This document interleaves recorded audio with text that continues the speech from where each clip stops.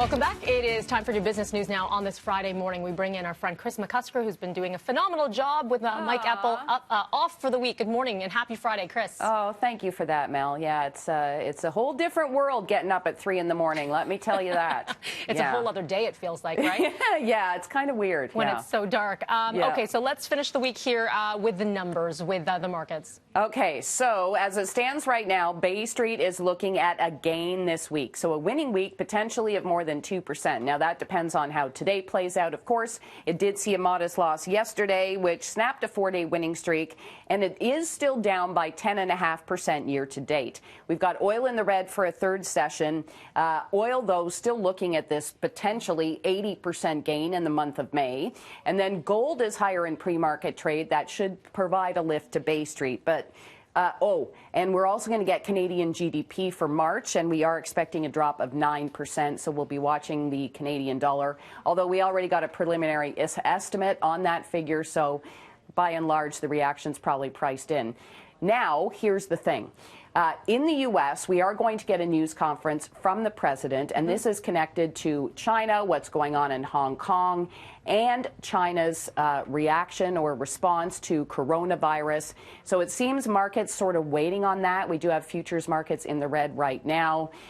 And it's not really clear what the announcement will be. Now, there's likely to be some sort of punishment or sanction or something like that. China's likely to retaliate. So this could set off just a whole bunch of other consequences. And yeah, so it could be a bumpy ride on markets today. We still don't know when that news conference will be either. So that was my question, when we're expecting that to come down. Okay, so we'll continue to monitor, of course, stay with 680 and citynews.ca with that. Yes. Kris, this might sound like a bit of a surprise, but Costco reporting a drop in earnings. You would think, you know, people flocking to both online and to the physical stores, that they'd be doing great. Well, and here's what's interesting about it. We were stocking up, of course, to shelter in our homes, but Costco was spending more on wages and on keeping its stores clean. So at the end of the day, earnings in from the retailer essentially showing the pandemic cut into third quarter profits, which, by the way, fell short of analysts' forecasts. Net income still totaled $838 million, and then revenue jumped by 7.3%. But again, the costs far outweighed the profits in this situation. So sort of an interesting quarter, let's say, for Costco, and we are seeing the stock a little lower in pre-market trade. I know you're watching an announcement coming from StatsCan today at 8:30. What are we expecting there? A drop of 9% in March, and that's, of course, when everything started to shut down. And that figure was released a while back as sort of a preliminary estimate. So by and large, markets are kind of expecting that, although, you hear a drop of 9% and it just sounds awful.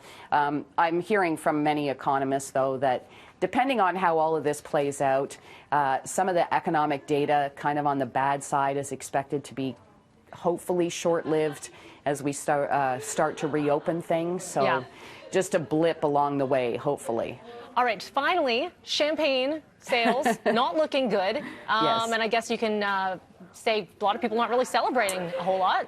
Yes, that's the way it looks. I mean, think about it, right? There's no weddings going on right now. There aren't a bunch of people getting together to have anniversary parties or anything like that. So a drop globally of 100 million bottles, or about a third of all sales expected. Bars and restaurants also shut down, and really, as you say, little to celebrate. The Champagne Producers Group telling Reuters that the lost sales could total $1.9 billion in 2020, and the downturn may last for some time. All of this is based on an estimated drop of 75% in April and May. But here is the good news, Mel. I like to find the bright spot. All right. Because of this, the price of some champagne could fall later this year if producers look to sort of unload this surplus they've got. Okay, and I'll be watching for that price drop. Yeah. All right, Kris, thank you so much, and have yourself a great weekend. Okay, yes, you too. Good.